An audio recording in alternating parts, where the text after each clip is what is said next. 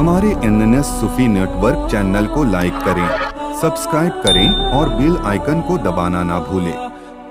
अल्लाह तबारक व ताला ने इस कायनात के अंदर हर शय को अपने जीने का मकसद अता किया।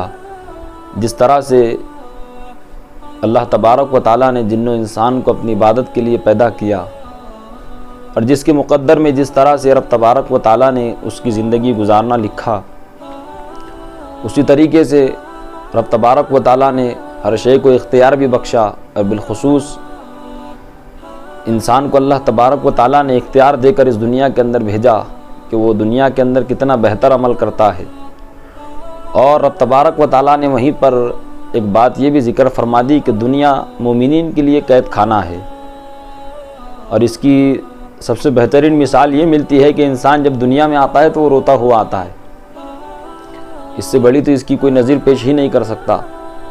और जहाँ तक दुनिया के अंदर जिन्होंने इस दुनिया से, इस फ़ानी दुनिया से दिल लगाया, उन्होंने दुनिया और आखिरत के अंदर इसका बोझ उठाया। और जो दुनिया के अंदर अल्लाह के वफ़ादार बन कर रहे, अल्लाह तबारक व ताला के अहकामात पर अमल करते रहे, अल्लाह तबारक व ताला ने उनको बुलंद व बाला मकाम अता किया। कुछ लोग इस दुनिया के अंदर ऐसे भी है जो खालिस दुनिया को कमाने के लिए अपना वक्त बर्बाद कर देते हैं और अपनी पूरी ज़िंदगी यूं ही गुजार देते हैं।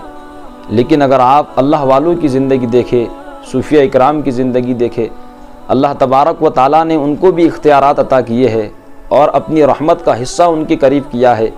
और इतना रहमत का हिस्सा करीब किया है कि अगर कोई गुनाहगार उनके करीब आता है तो वो उसके गुनाहों को बख्शवाने की भी जसारत रखते हैं। अगर वो रब तबारक व ताला की बारगाह में दुआ कर देते हैं तो अल्लाह ताला उनके तवस्सुल से, उनके ज़बान से उनके गुनाहों को भी माफ़ कर देता है।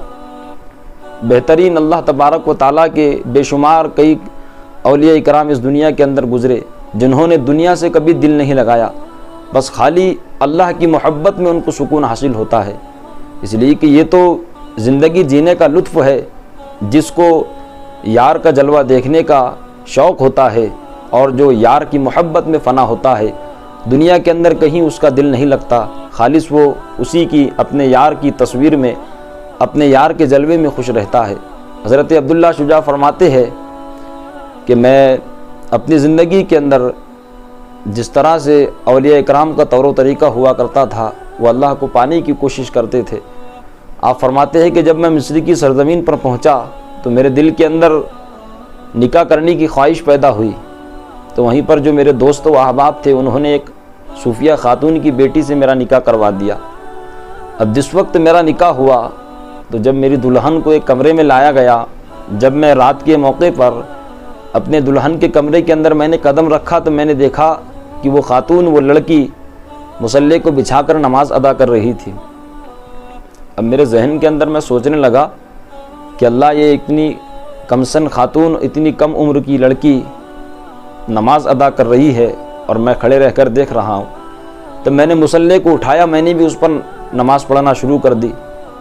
तो इसी तरह से मैं नमाज़ पढ़ता रहा यहाँ तक कि मुझे उसी मुसल्ले पर नींद आ गई। तो मैं उसी मुसल्ले पर सो गया। अब सोने के बाद जब सुबह हुई तो वही खातून उसी मुसल्ले पर से उठी। अब मैं भी जब बेदार हुआ तो इसी तरह मुसलसल 2-3 रोज़ इसी तरह होता रहा। जब कभी मैं हुजरे के अंदर कदम रखता तो वो नमाज़ पढ़ती नज़र आती, तो मैं भी नमाज़ पढ़ना शुरू कर देता और उसी मुसल्ले पर इबादत करते करते सो जाते। एक दिन मैंने उनसे पूछ लिया कि क्या हमारे यहाँ पर इज्तिमा होने का कुछ मकसद है। उन्होंने मुझे बड़ा प्यारा जवाब दिया कि मैं तो अपने मालिक हकीकी अल्लाह तबारक व ताला की इबादत में मशगूल हूँ, लेकिन आपका मुझ पर हक़ है, मैं आपको मना तो नहीं करती।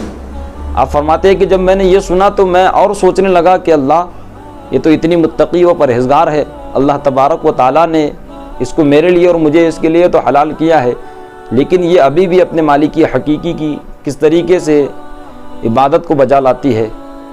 तो फिर मैं शर्मसार हुआ। तो फिर मैंने और उसी तरह से मुसलसल इबादत करना शुरू कर दी। तो काफ़ी महीने इसी तरह गुजर गए। एक दिन मैंने वहाँ से सफ़र का इरादा किया। मैंने उनसे कहा कि मैं सफ़र में जाना चाहता हूँ। तो उन्होंने मुझे ये कहकर रुखसत किया कि अल्लाह तबारक व ताला आपको अपने हिफ्ज़ व अमान में रखे और हर बुरी खसलत से आपकी हिफाजत करे।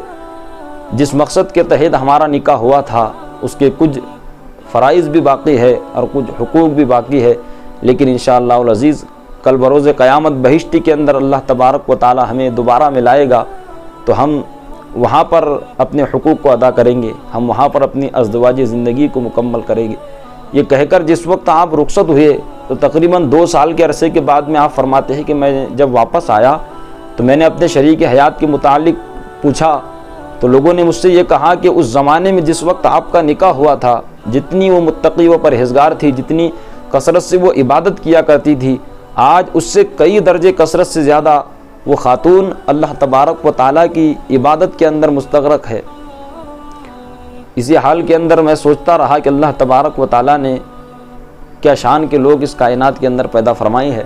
سرکار ذوالنون مصری فرماتے ہیں کہ جس طریقے سے اللہ تبارک و تعالیٰ کے برگزیدہ بندے اولیاء اکرام نے اللہ تبارک و تعالیٰ کو پانے کے لیے، اس کی محبت کو حاصل کرنے کے لیے اس کی عبادت کی، اسی طرح سے مذہب اسلام کے اندر صوفیہ خواتین بھی گزری ہے جنہوں نے بے پناہ اللہ سے محبت کی اور واقعی حقیقی بندہ اور بندی ہونے کا حق نبھایا۔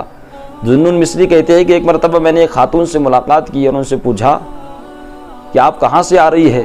انہوں نے مجھے بڑا پیارا جواب دیا۔ وہ کہتی ہے کہ میں ایسی جگہ سے آئی ہوں جن لوگوں کے قدم کبھی بستر سے نہیں ملتے۔ پوچھا کہ کہاں جانا ہے؟ کہا کہ ایسی جگہ جانا ہے جہاں کے لوگ خالص اللہ کو یاد کرتے ہیں، جہاں کے لوگ دنیا کی معاملات سے بے نیاز ہوتے ہیں، وہ خالص اللہ تبارک و تعالیٰ کی محبت میں سرشار ہوتے ہیں۔ ذوالنون مصری نے ان سے کہا کہ ذرا مجھے ان لوگوں کی شان بھی بیان کر دے۔ اس خاتون نے اس طریقے سے اللہ کے ولیوں کی صوفیہ اکرام کی شان کو بیان کیا، اتنے بہترین اور زبردست اشعار پڑھے کہ ذوالنون مصری سوچتے رہ گئے کہ واقعی اللہ تبارک و تعالیٰ نے اپنے اولیاء اکرام اور صوفیہ کبار کو کیا شان کا مالک بنایا ہے کہ رہتے دنیا تک انہوں نے اللہ کو پانے کی کوشش کی اور پوری کائنات ان کے فیوز و کرم کو پانے کی کوشش کرتی۔